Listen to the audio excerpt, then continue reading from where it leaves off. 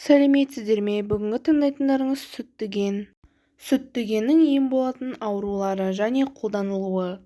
Біріншісі, ішекке су жиналуға, іш көбуге, үлкен-кіші дәрет келмеуге.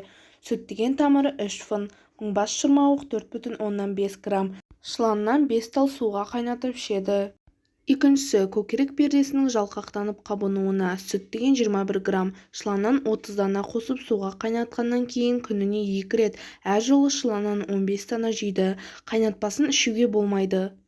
Үшіншісі, бауыр қабынудан ішкі су жиналуға. Сүттіген тамырынан қақтап қара қоңыр түсті болғанда ұнтақтап, әрбірі 0,3 граммдық түйіршік дәрі жасайды да, әр аптада 1 рет, бір жылда 13-18 түйір дәріні таңертең тамақтан кейін ішеді.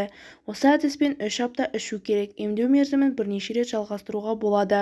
Бұл барыста тұз, тауық еті, май жеуге болмайды. Қолдану мөлшері 1,5-3 грамм. Сіздердің тыңдағандарыңыз көрнекті дәрігер, медицина ғылымдарының кандидаты, құрмет орденінің иегері, ұлттық ғылым академиясының профессоры, шипалы емдеу орталығының директоры Қайрат Айдарханұлының еңбектерінен алынған пайдалы кеңестер.